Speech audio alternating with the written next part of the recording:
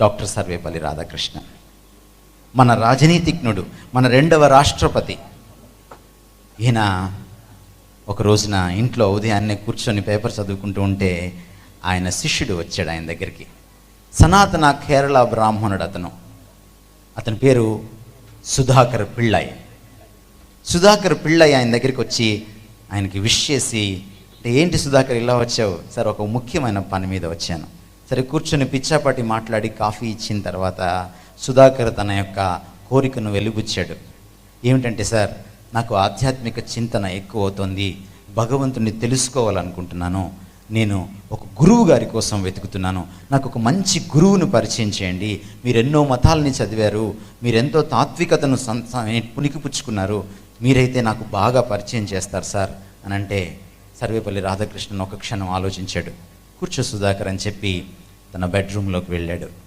కాసేపటికి వచ్చాడు.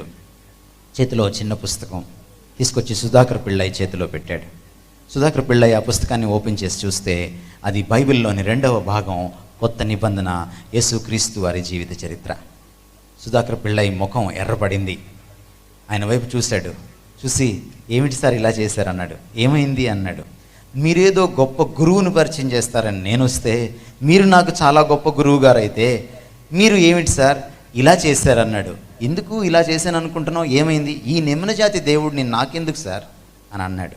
సుధాకర్, నీకు నా మీద నమ్మకం ఉంటే వెళ్ళి ఈ పుస్తకం చదువు. ఈ గురువు నీకు నచ్చకపోతే మళ్ళీ రా, అప్పుడు మాట్లాడుకుందాం గురువు గారి గురించి అన్నాడు.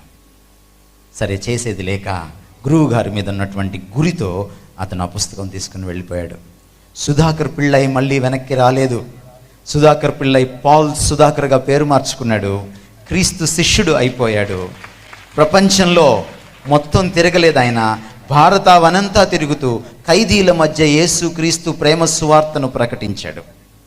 చనిపోయేదాకా అదే పని చేస్తూ ఉన్నాడు.